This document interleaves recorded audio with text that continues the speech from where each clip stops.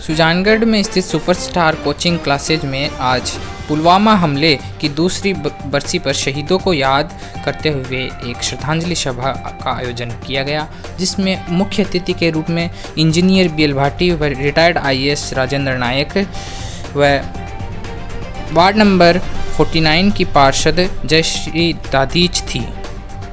वक्ताओं ने कहा कि देश अपने इन शहीदों को कभी नहीं भूल पाएगा और उनका कर्ज इस माटी पर हमेशा बना रहेगा। हमें इस वक्त देश के शहीद परिवारों के साथ खड़ा होना चाहिए और उनके सम्मान में 2 मिनट का मौन रखना चाहिए। जिसके बाद सभी ने 2 मिनट का मौन रखा व वक्ताओं ने अपने विचार प्रकट किए।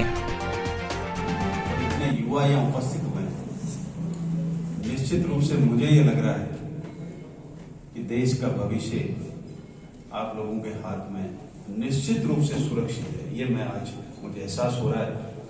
सुजानगढ़ का मुझे लगता है ये पहला कार्यक्रम है पूरे सुजानगढ़ शहर में जहाँ पे देश की रक्षा के लिए जीवन देने वाले, न्यौछावर करने वाले नौजवान भाइयों को, नौजवान साथियों को, युवाओं को दिल में संजोने के लिए आप यहाँ इकट्ठे हुए और वो जज्बा आपके दिल में बने, देशभक्ति का भाव आपके दिल में पैदा हो, ये मैं आज के दिन आपसे भी कामना करता हूँ और मेरे अंदर भी ऐसा जज्बा पैदा हो, ये मेरे अंदर भी मैं लेने की प्रार्थना आज ये संकल्प लेता हूँ। ये जो आदर्श लाइनें यहाँ अपने कोचिंग में लिखी हुई हैं, इन्हें आप सिर्फ पढ़े नहीं बल्कि अपने जीवन में उतारें। ये बहुत इम्पोर्टेंट है आपके लिए। जैसे उधर लाइन लिखी हुई है कि जागो, उठो और अपने लक्ष्य की ओर भागो। तो अपना लक्ष्य पहले डिसाइड कीजिए, क्योंकि बिना लक्ष्य आप किस रास्ते में जा रहे हैं वो आपको बिल्कुल नहीं होगा पता। तो पहले अपना लक्ष्य निर्धारित करें और उस लक्ष्य को प्राप्त करने के लिए पूर्ण प्रयास करें। एक छोड़नी है अपने प्रयत्नों में। मैं खुद 2 साल पहले तक कोचिंग स्टूडेंट रही हूँ, आर्टिस्ट स्टूडेंट रही हूँ मैं, तो मैं कोचिंग की वैल्यू जानती हूँ। कोचिंग सेंटर जो है वो सच्चा मार्गदर्शक होता है अपने लक्ष्य तक पहुँचाने में। तो मैं कोचिंग के सभी सदस्यों का ज़्यादा है, क्योंकि मैं भारतीय सेनाओं के साथ में कंधे से कंधा मिलाकर मैंने काम किया है। आप ये देख रहे हैं पुलवामा में इतने शहीद हुए हैं। आज भारतीय सेना है तो हम यहाँ बातचीत कर रहे हैं, हम अपना सब काम कर रहे हैं क्योंकि भारतीय सेना है।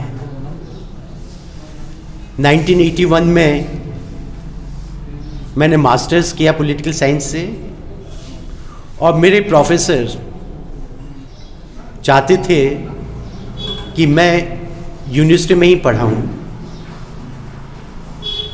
लेकिन उस साल यूनिवर्सिटी में कोई वैकेंसी नहीं थी। अब MA करने के बाद में घर बैठना मुश्किल है। मैंने RS का एग्ज़ाम लिखा और 81 में ही मास्टर्स किया, 81 ही में मेरा RS में सिलेक्शन हो गया। 1982 में एग्ज़ाम से IAS में मेरा सिलेक्शन हुआ और जो सर्विस मुझे मिली IAS में, इंडियन डिफेंस स्काउट सर्विस। जब आप IAS का फॉर्म भरेंगे तो देखेंगे कि कई सर्विसेज का एक कॉमन एग्ज़ाम होता है।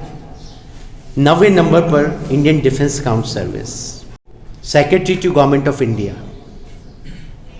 यहाँ का जो चीफ सेक्रेटरी है वो सेंटर के secretary to government of India. तो मैं इंडिया का 52nd controller general defence counts बना।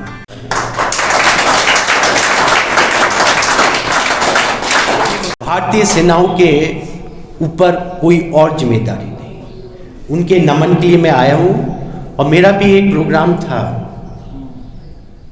क्योंकि यहाँ मैं कोई सियाचिन ग्लेशियर में था और मेरे सम्मान में एयरफोर्स ने डिनर किया था और उसमें उन्होंने खुशखबरी दी कि आज कोई भी कैजुअल्टी नहीं हुई। हमारे शहीदों ने शहीद हो गए, हमारे जवान। तो इन लोगों के साथ में मैंने काम किया है, अपनी सेवाएं दी है।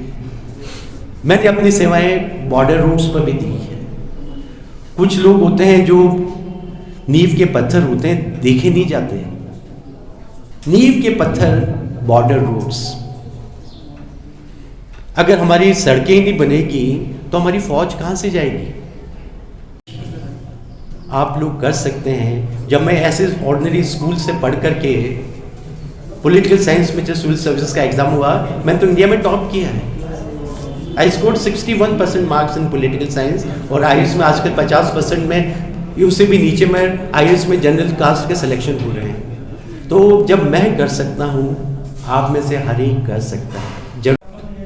जैसे कि आज हमारे सुपरस्टार कोचिंग क्लासेज में 14 फरवरी पुलवामा हमले के हमारे शहीदों को दूसरी बरसी पर नमन किया गया, और इसी के साथ हमारे स्टूडेंट को मोटिवेशनल जो सेमिनार हमने रखा था वो बड़ा ही शानदार और अच्छा, और उसी के अंदर हमारे जो मेहमान पधारे थे DL भाटी सर, राजेंद्र कुमार जी नायक, एक्स सर्विसमैन RS और IS, और उसके अलावा भंवर जी शर्मा जी, और हमारे नगर परिषद से जय श्री दादीज भी पहुँचे थे, और उन सभी ने अपना बच्चों को मोटिवेट किया और देशभक्ति जो श्रद्धांजलि है वो शहीदों को अर्पित की।